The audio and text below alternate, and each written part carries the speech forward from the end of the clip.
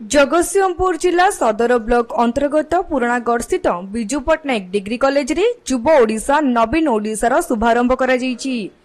एही कार्यक्रम रे महाविद्यालय अध्यक्ष प्रदीप्त कुमार दास को सभापतित्व रे आयोजित कार्यक्रम रे मुख्य अतिथि भाव में जिला परिषद अध्यक्ष मनोज कुमार भोई, ब्लॉक अध्यक्ष कनक प्रभा लेंका, उपाध्यक्ष राति रंजन बेहेरा, युव बीजेडी सभापति संबित लेंका, स्थानीय सरपंच लिपक साहू, परिचालना कमिटीर सभापति रमेश चंद्र बेहेरा प्रमुख बहु विशिष्ट व्यक्ति माने जोगदे तीनोटी ग्राम रे सफाई कार्यक्रम करथिले।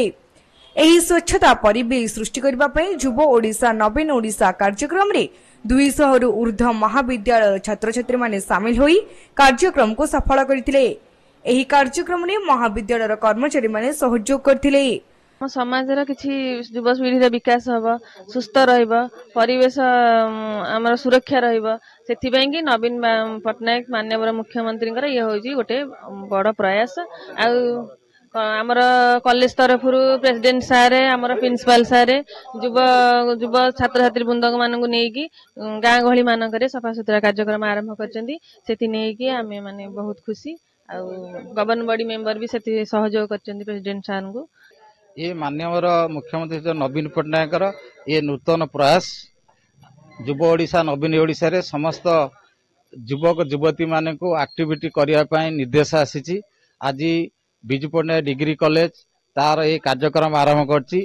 कॉलेजर समस्त कर्मकर्ता, गवर्निंग बॉडी प्रेसिडेंट एवं ब्लॉक चेयरमैन तांकर समस्त गवर्निंग बॉडी समस्त कर्मकर्ता माने जो कॉलेजर स्टाफ एवं समस्त पिला माने आज एथिरे शामिल होइछन्ती।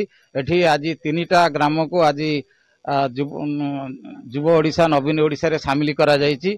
एथिरे 150 रु 200 पिला शामिल होइछन्ती एवं समस्त को डका जायछि।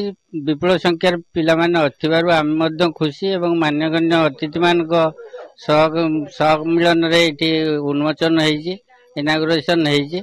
तेणु आम बहुत खुशी। आमर आज विजु पट्टनायक डिग्री महाविद्यालय रे आज आम 150 रु 200 पिला आमर युव ओडिशा नवीन ओडिशा कार्यक्रम सामिल करिछु एवं आमर आज कार्यक्रम आरंभ होइछि। पवित्र ईशानेश्वर मंदिर प्रांगण आरंभ होइछि।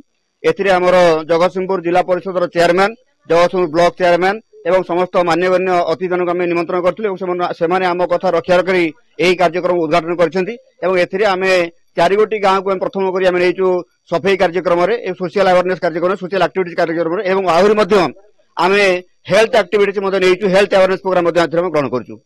जगतसिंहपुर रीता साहू को रिपोर्ट, तीर्थक्षेत्र लाइव।